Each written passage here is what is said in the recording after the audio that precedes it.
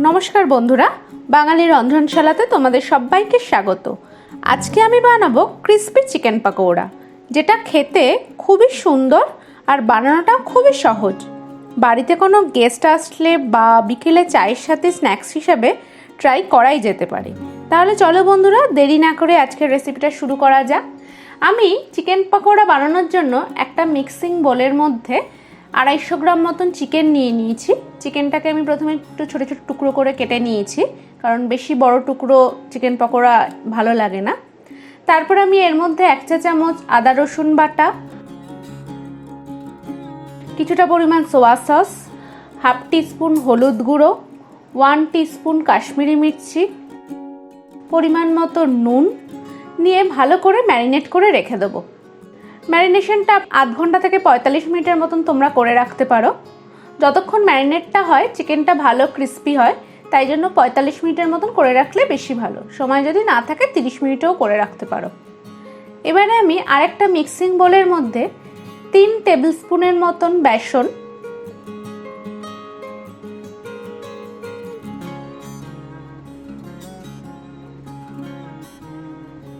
3 table spoon cornflour,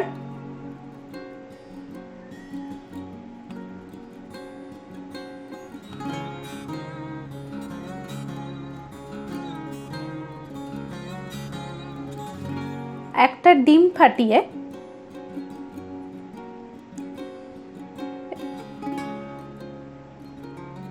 1 teaspoon মতন baking powder, পরিমাণ মতন নুন। আমি এখানে নুনটা একটু কমই দেবো, যেহেতু ওই চিকেন পাকোড়ার ব্যাটারের মধ্যে আমি কিছুটা নুন দিয়েছি, তাই এখানে নুনটা একটু সামান্যই দেব। তারপর সামান্য পরিমাণ জল দিয়ে একটা স্মুথ ব্যাটার বানিয়ে নিতে হবে।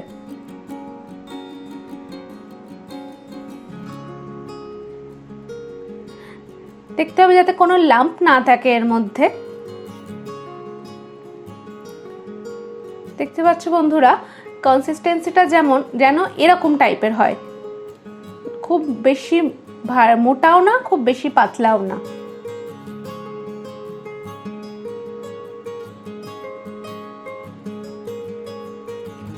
এইবার চিকেনগুলো ম্যারিনেশন হওয়ার আধ ঘন্টা পর আমি এখানে কিছুটা পরিমাণ বিস্কুটের গুঁড়ো নিয়ে নিয়েছি। আমি এখানে টোস্ট বিস্কুট 2টো গুঁড়ো করে নিয়েছি।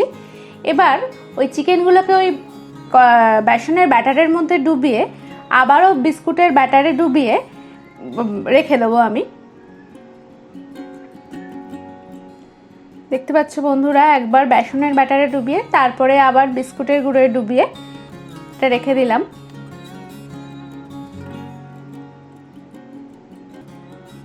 তোমাদের কাছে যদি বিস্কুট গুঁড়ো টোস্ট বিস্কুট না থাকে, তোমরা এখানে ব্রেড ক্রাম্বসও ইউজ করতে পারো।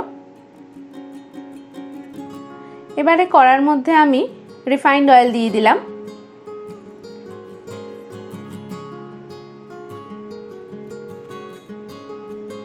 তেলটা গরম হওয়ার পর চিকেনের টুকরোগুলো একটা একটা করে কড়ার মধ্যে দিয়ে দিলাম। এই সময় দেখবে বন্ধুরা, গ্যাসের ফ্লেমটা যেন মিডিয়ামে থাকে।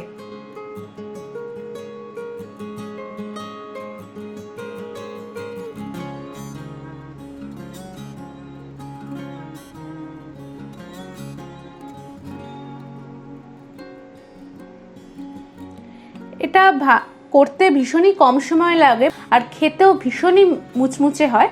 এর ভেতরটা ক্রিস্পি টাইপের হয় আর ওপরটা মুচমুচে টাইপের হয়, ভীষণই খেতে টেস্টি হয় এটা। এগুলো ভাজতে ম্যাক্সিমাম 4 থেকে 5 মিনিট সময় লাগবে।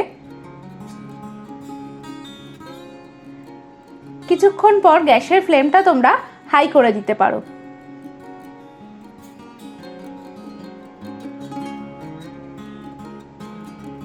দেখতে পাচ্ছ বেশ সুন্দর একটা কালার চলে এসছে। দেখতে পাচ্ছ চিকেন পকোড়াগুলো অলরেডি হয়ে গেছে। এবার আমি এগুলো তুলে নেব।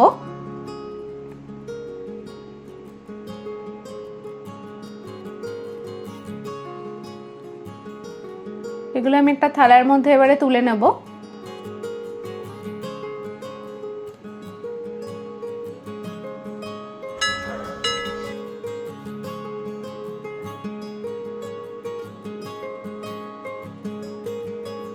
বাকি চিকেন পকোড়াগুলো সেম প্রসেসে ভেজে নিয়ে তারপরে আমি একটা প্লেটের মধ্যে টিস্যু পেপার দিয়ে চিকেন পকোড়াগুলো সার্ভ করব। সার্ভ করার সময় তোমরা বাটিতে সস আর ওপরে চাট মশলা দিয়ে এটা সার্ভ করো, খেতে খুব টেস্টি হয়। আর আজকের রেসিপিটা তোমাদের কেমন লাগলো অবশ্যই আমাকে জানিও।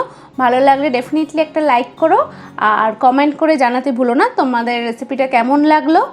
আর আমার চ্যানেলটা সাবস্ক্রাইব করো, যারা এখনও পর্যন্ত আমার চ্যানেলটা সাবস্ক্রাইব করোনি তারা প্লিজ সাবস্ক্রাইব করো। সাবস্ক্রাইব করার সময় পাশে থাকা বেল আইকনটা ক্লিক করে দিও, যাতে আমি যখনই কোনো ভিডিও দিই তার ইনস্ট্যান্ট নোটিফিকেশন তোমাদের কাছে পৌঁছে যায়। আজকের মতন আসি, টাটা।